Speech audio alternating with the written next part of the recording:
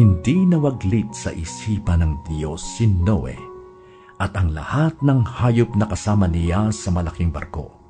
Kaya't pinaihip niya ang hangin at nagsimulang humupa ang tubig. Huminto ang mga bukal at tumigil ang pagbuhos ng ulan. Patuloy na humupa ang tubig at pagkaraan ng 150 araw ay mababa na ang baha. Sumadsad ang barko sa bundok ng Ararat noong 17 araw ng 7 buwan. Patuloy ang paghupa ng tubig at ng unang araw ng 10 buwan, lumitaw ang taluktok ng mga bundok. Pagkalipas ng 40 araw, binuksan ni Noe ang bintana ng barko na kanyang ginawa. Pinalipad niya ang isang uwak at ito'y nagpabalik-balik hanggang matuyo ang tubig sa lupa. Pagkatapos nito, pinalipad naman niya ang isang kalapati upang tingnan kung wala ng tubig. Palibhasay laganap pa ang tubig, hindi makalapag ang kalapati, kaya't nagbalik ito at muling ipinasok ni Noe sa barko.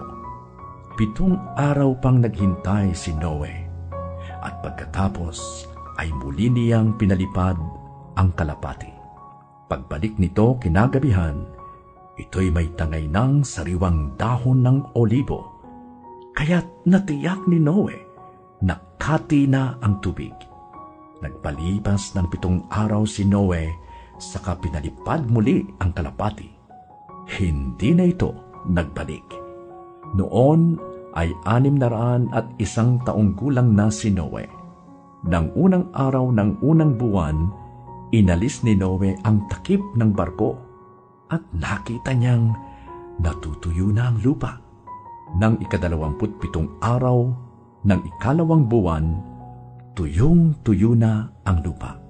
Sinabi ng Diyos kay Noe, "Lumabas ka na sa barko, kasama ng iyong asawa, mga anak at mga manugang. Palabasin mo na rin ang lahat ng mga hayop na kasama mo, maamo at mailap, gumagapang at lumalakad sa lupa, at pati ang mga ibon. Hayaan mo silang dumami at manirahan sa buong daigdig." At lumabas na nga si Noe at ang kanyang asawa, mga anak at mga manugang.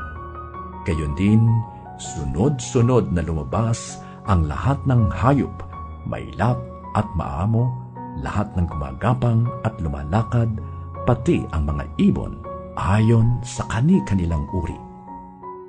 Si Noe ay nagtayo ng altar para kay Yahweh. Kumuha siya ng isa sa bawat malinis na hayop at ibon, at sinunog bilang handog.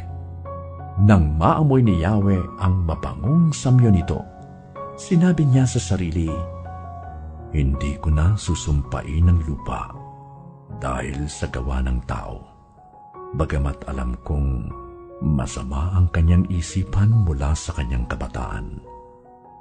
Hindi ko na lilipuling muli ang anumang may buhay, kagaya ng ginawa ko ngayon, hanggang naririto't buo ang daigdig, tagtanim, tag-ani, palaging sasapit, tag-araw, tag-ulan, tag-init, taglamig, ang araw at gabi, hindi mapapatid."